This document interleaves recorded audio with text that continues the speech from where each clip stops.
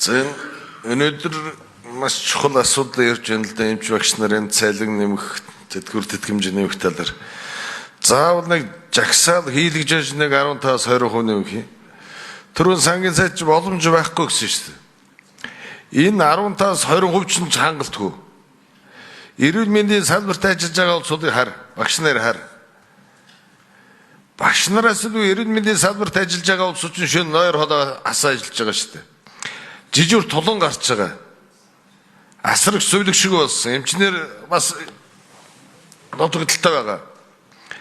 Тэгэд эрүүл мэндийн яамныхан тэгээд алсын бодлого 15-20% нэг юм нэмнгээд хуураад яах вэ? Сая сайд урд нь бас тэгдэг байсан, сая одоо ойлгосон байна шүү дээ. Буусны дараа нь ойлгож байгаа шүү дээ асуудлыг. Эмч багш нарын сайлыг өнөхөр нэмэх шаардлагатай. Тэтгэврийн өгшүүд одоо 600 мянган төгрөгөөр одоо яаж амьдрах вэ? За энэ дотроос эрүүл мэндийн салбарыг нэг авчиж үзье. Бензин шатхууны үн, халаалтын үн, цэвэр бохроос, цахилгааны үн, өргөн гэрэглийн барааны үн бүгд нэмэгдсэн. Их л байвал нэг 150-200 мянган нэмэгдэх юм дээд хэмжээнд нэмэгдсэн сард. Сүү хараараа 1 литр сүү чинь 4600 шүү дээ. Тэгээд өдөрт 1 литр сүү авдаа гэхтэйгээ бодоод төсөлтэй. Бусд юм яаж одоо нөхөх юм? Өнөхөр нөхцөлтийн хүнд шээс бас цус нөштэй олдон ажилдаг. Үндсэн сайлангийн сүлжээг одоо нэг дахин нэмэхгүй гэхдээ ядахта 50% нэмээр юм ерөөсөө.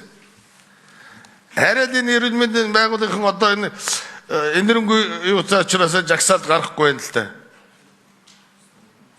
Багш нар шөнө унтж байгаа шүү дээ. Эмчний эмнэлгийн салбарын унтахгүй жижигд гарч байгаа шүү дээ. Эрүүл мэндийн салбарт ханган шатаас ажилласны удаа сайн мэдж байгаа нэг. Гэртээ ч унахгүй өдөөнийх нь дуудлаганд явж байгаа байхгүй юу? Дуудлаганд явж ирчээд дагаж хүн үзээд эмчилгээ хийж байгаа. Энийг эрэсэнд анхаарал нэмэхгүй болохгүй нэ сангийн яамных маань энэ.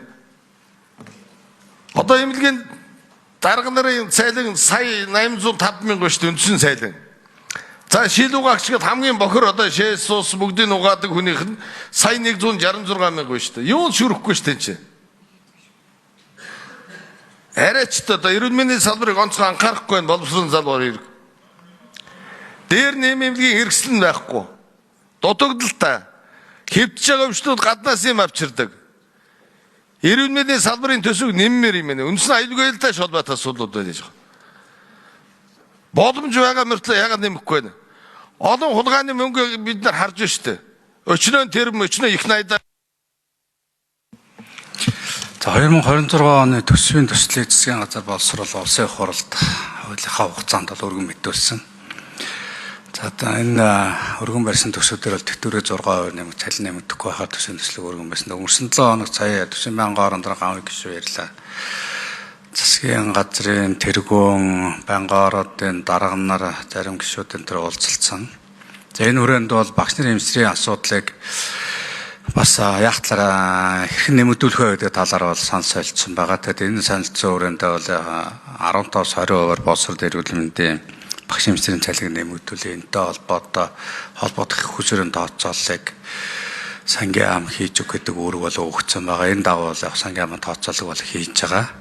Тэр тооцоолыг гараад ирэхдээ бид бол төсөв дээр одоо нэгэн улсын хурлд өргөн барьсан бид орлого нэмэгдүүлэхэд бол хүндрэлтэй нөхцөл байдал бас тийм амаргүй байгаа болохоос улсын хурал дээр өргөн барьсан төсвийнхаа хүрээнд л бид тэр зардлыг нэг зардлаас бууруулж нөгөө зардлыг нэмэгдүүлэх байдлаар ийм байдлаар тооцоог хийж байгаа. Энэ тооцоог гаргах дээр төсвийн байнгын холбоотох ажлын хэсгийн тооцоолыг бол танилцуулах ийм байдал чиглэлээр ажиллаж байна. За энэ төсвийн асуудал дээр би бас саналаа урд нь ярьж ирсэн. Эмнэлгийн бүтц оронтойгоо шинжилээ. Сонгуул болгон дээр оронтой нэмсээр байгаад одоо ингэж нэмэгдсэн. Сургууль цэцэрлэг, эрүүл мэндийн салбар. Эрүүл мэнд яам, хөдөлмөрийн хамгаалалт яам, сангийн яам гуруулаа нийлж байгаа эмнэлгийн бүтц оронтойг батал. Жишээлбэл 50 ортой эмнэлэгдэр чинь 8 эмч ажиллаж байна. Нэг эмчийн бүтц оронтой гэдээ байдаг.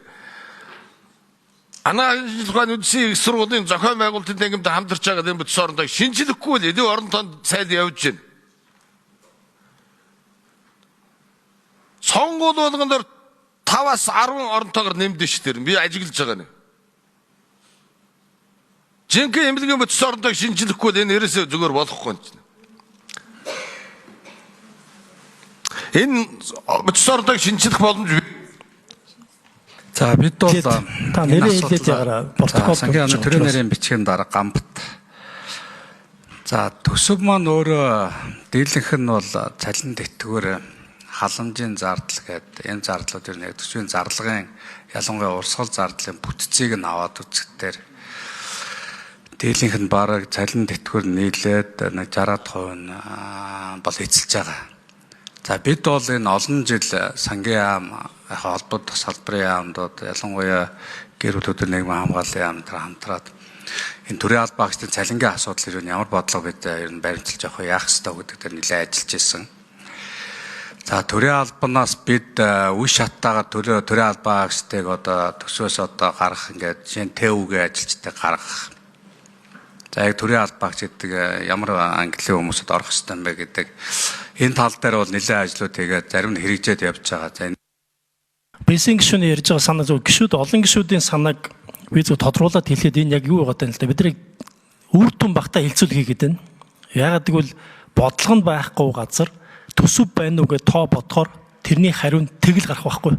Яг үнийг хэлэхэд сангийн яамныхын бурууч сангийн яамныхын ажил биш байгаа. Салбарын яамдын ажил.